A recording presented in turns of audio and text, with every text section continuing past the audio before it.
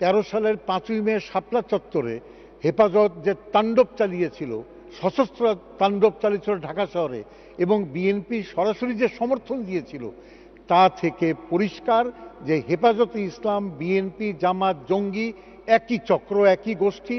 এরা 71-এর রাজাকারের ধারারই উত্তরসূরি। বিভিন্ন সময়ে উস্কানিমূলক এবং বিরোধী দলগুলোর প্রতি দমনীয় মনোভাব নিয়ে বক্তব্য প্রদানকারী সমালোচিত 14 দলের অন্যতম শরিক জাতীয় সমাজতান্ত্রিক দল জাসদের সভাপতি ও সাবেক মন্ত্রী হাসানুল হক ইনুকে আটক করেছে ঢাকা মহানগর পুলিশের গোয়েন্দা বিভাগ। সোমবার রাজধানীর উত্তরার একটি বাসা থেকে তাকে আটক করা হয়। ডিবির গুলশান বিভাগের উপকমিশনার কাজী জিয়াউদ্দিন গণমাধ্যমকে জানান, ইনুর বিরুদ্ধে একাধিক মামলা রয়েছে, যে কোনো একটা মামলায় তাকে গ্রেফতার দেখানো হবে। সাবেক তথ্যমন্ত্রী হাসানুল হক ইনু আওয়ামী লীগ নেতৃত্বাধীন রাজনৈতিক জোট কেন্দ্রীয় 14 দলের অন্যতম গুরুত্বপূর্ণ নেতা। এর আগে গত 22 আগস্ট কেন্দ্রীয় 14 দলের গুরুত্বপূর্ণ নেতা ওয়ার্কার্স পার্টির সভাপতি রাশেদ খান মেননও গ্রেফতার হন।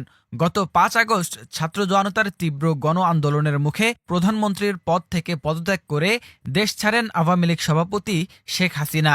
এর মাধ্যমে তার 15.5 বছরের শাসনের অবসান হয়।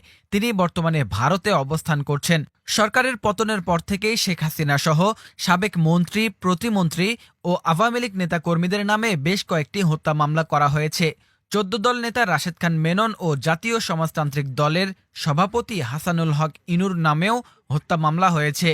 আন্তর্জাতিক অপরাধ ট্রাইব্যুনালেও সাবেক প্রধানমন্ত্রী শেখ হাসিনা ও তার মন্ত্রিসভা সদস্যদের নামে গণহত্যার অভিযোগ করা হয়েছে। এসব মামলায় এরই মধ্যে গ্রেফতার হয়েছেন ক্ষমতাচ্যুত সরকারের বেশ কয়েকজন মন্ত্রী, প্রতিমন্ত্রী। এর মধ্যে রয়েছেন আওয়ামী লীগের যুগ্ম সাধারণ সম্পাদক ও সাবেক সমাজ কল্যাণ মন্ত্রী দীপু মনি, সাবেক আইনমন্ত্রী আনিসুল হক, সাবেক প্রধানমন্ত্রীর উপদেষ্টা সালমান এফ রহমান, সাবেক পাটমন্ত্রী গোলাম দস্তগীর গাজী, সাবেক ডেপুটি স্পিকার শামসুল হক টুকু এবং সাবেক প্রতিমন্ত্রী জুনাইদ আহমেদ পলক এবং সাবেক উপমন্ত্রী আরিফ খান সহ অনেকেই। সর্বশেষ এই তালিকায় এলেন জাতীয় সমাজতান্ত্রিক দলের সভাপতি হাসানুল হক ইনু। বীর উত্তম জেনারেল জিয়াউর রহমান আর কতিপয় মুক্তিযোদ্ধার কাজ বাদ দিয়ে রাজাকারের ঠিকাদারি নাই।